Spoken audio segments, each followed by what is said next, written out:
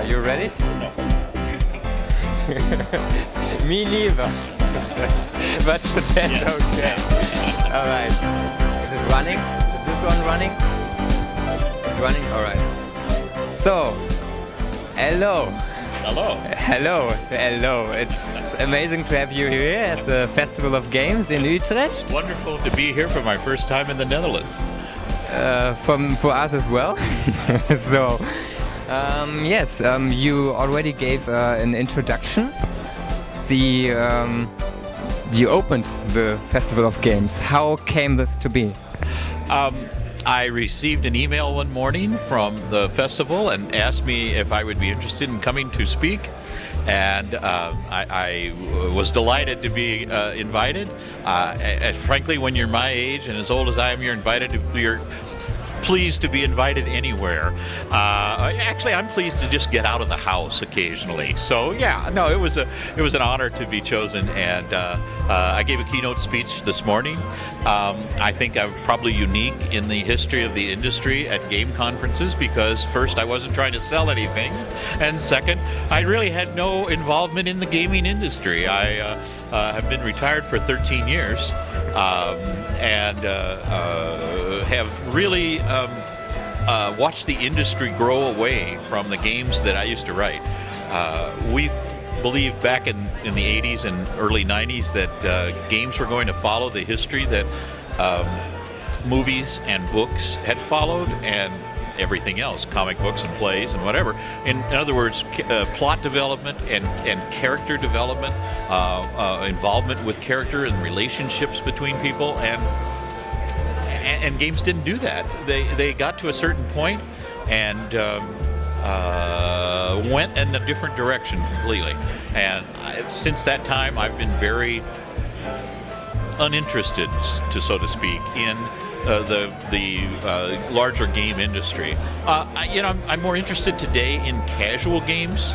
I've been very pleased to see the rise of the small personality kind of game again, the way we used to do games in the early 80s.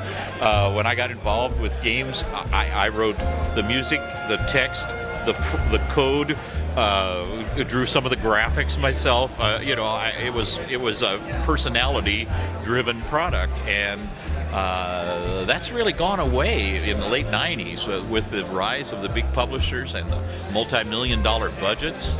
But it's been much more accepted today with the phone games and casual games, and I've been delighted. I've been happy to see that happen. So, although I'm still waiting for adventure games to make their comeback. I've been pleased to see the adventure games kept alive by the industry. I'm so pleased because that was my first love. I really enjoyed story-based games and character-driven games, and to see the AAA titles go completely away from that. It's been a pleasure to see the indie games and the casual games market develop that branch of the business again. So, yeah. So there is maybe more personality in these indie games than in the AAA, more mainstream titles? Or I think you see different types of games produced by different types of companies. Large publishers, in order to justify giant marketing budgets and advertising budgets, have to invest millions of dollars in a product to bring it to market. And not only in the development of the game itself, but also in the marketing to bring it to make it sell. If you're going to invest tens of millions of dollars, you have to make sure that game will be popular. If you don't, you don't get another chance. You're gone. So I understand why publishers feel that way, and I understand why they. If I were investing tens of millions of dollars, I would want to make sure too. Unfortunately, that does not bring creativity to the forefront. In other words, we tend to receive those big budget games tend to be games that are like other big games because they can compare this current game with something else, and if it's kind of like this but better, well, maybe it'll sell like that did, only a little better. And so that's but that's the death knell of creativity. When you tell people, oh no, you can't do anything that's not been done before, and you have to do something like this, only a little bit different, well, that's very stifling. In the 1980s, Sierra's attitude was always figure out what is not on the shelf and do that. Come up with something that's not there already. And that's just the opposite of the way the marketplace is today. However, that said, that's one of the things I'm pleased about when the casual and indie games is that attitude is coming back, that there's a push to make games that aren't the same as every other game out there. It's also a different audience, isn't it, today? I mean, you have like, especially with the casual games, what would you consider would be a real casual game? What are the ingredients of a casual game, and how would you implement that in the adventure genre? Yeah, well, we were always surprised at it. The market research that we did on our customers came primarily from the registration cards that we put in every box. And we were always surprised because almost everybody we knew that had a computer was a man. And yet about a third of our product cards came from women. And it was surprising to us that the males tended to buy the computers, but we had an incredible number of women play our games, and particularly the Larry games, which it seems completely odd when you look at the package of Larry. You know, the box is pretty sexist. It's pretty, male-oriented, and it reads like much more nasty than it. Hot pink and much more racy than it actually is. But the games were very feminine and feminist in their content, because Larry was this man who was a dolt, was a fool, was a pawn, and the women were always the stronger characters, the more willful, the more powerful, the smarter, everything. So when women played the games, they were always pleased that the women in the games were portrayed so positively, and that the men were, universally fools. But wasn't this sometimes hard on Larry? I mean, you made up all these strange situations where you really feel as a player, now he really gets the woman he wants, and then it just doesn't work out. One of the bad things that I did when I created the games was I set up the idea that Larry would succeed with women. And yet I painted him, I made him in such a way that he was undesirable to women. So that was always my problem, was how in the hell do I take this character who shouldn't appeal, and yet at the end of the game some woman finds him acceptable? And it was always a dilemma. Each of the games I ended up with that same problem. It's like, what do I do? How do I make this happen? And it got more sophisticated as we went along. By Larry 7,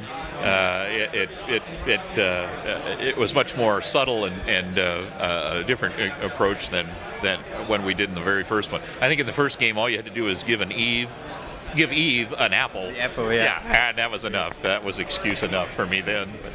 I think the first games also they matured. At the first game or so, there wasn't much of a story development or character. It was just the main idea: this guy trying to get a woman, trying to get laid, which more or less was in the other games as well. But I think especially in the third part, it became more sophisticated, especially with the metafictional element, where you put in Sierra as well, and also all the other characters. I mean, is this different, like? To today's adventure games, like in Sierra games, especially Sierra games, you had all these allusions to different series, and so And I mean, LucasArts did it as well, but I think they didn't as much as Sierra did. No, part of it was that each of us, each game designer at Sierra was sort of an entity unto himself. We had a team of people, but we didn't really interact much. I don't remember us ever having a designers meeting until maybe, I don't know, 1993 or something like that. I mean, long after we were writing games, but we never really got together. We would, have lunch or something and just kind of casually talk about stuff. But there was no organization. There was no set plan. There was no business development idea. There was none of that stuff. We were just all faking it.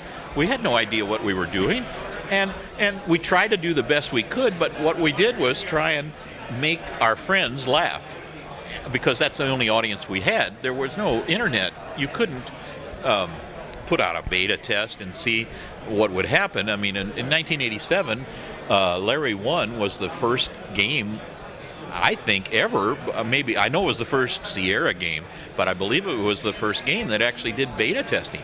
I wrote it in 3 months, and it was ready to ship in March, and there was no market.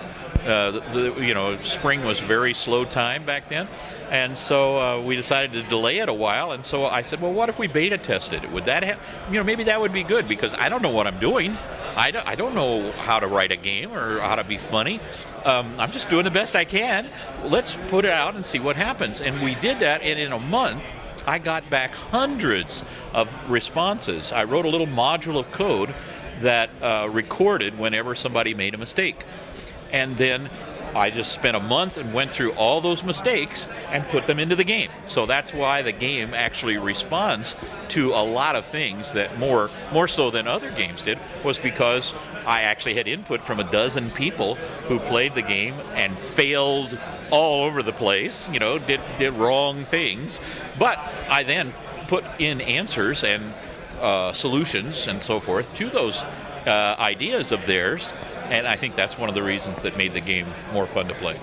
And you also put swearing in the game industry. The games never had any four-letter words. There was no profanity. I thought, there might have been a hell 1 or 2 or a damn or something, but no profanity and no curse. But it understood all the words you typed. I had a list of synonyms for all the things, and I tried to put in a response like that would be proper for that input. I remember once Ken was contacted by a big Hollywood production company that wanted to do a sitcom about Larry, a Leisure-Suit-Larry TV show. And they thought it would be best to go on right after Married with Children. They thought it would, the next step past that. And so they, no one at the company had a computer or knew how to play games at all. So they had no idea what it was. It's like somebody's kid saw the game and played it, and he told his dad, you should do this. And so they flew Ken and I down to Hollywood, and they got like 20 or 30 people all in this room about this size, and they had a gigantic screen TV. I think it was 32 inches. It was the biggest TV I'd ever seen. And and they hooked up the game, and because they couldn't figure out how to play it, I just started playing the game. But the approach that I took was I would move the character into a situation and then ask for input from the floor. So all these Hollywood creative types were all sitting there, and so they would yell things out to type in, and I would type them in. So I remember vividly that I went into the bathroom in Larry 1, and somebody said, take a piss. Okay, and so I did that, and that worked, and and then somebody in the back of the room yelled, masturbate. And I thought, God, I don't know what happened. So I typed in masturbate, and the game came back and said, hey, Larry, the whole idea was to stop doing that.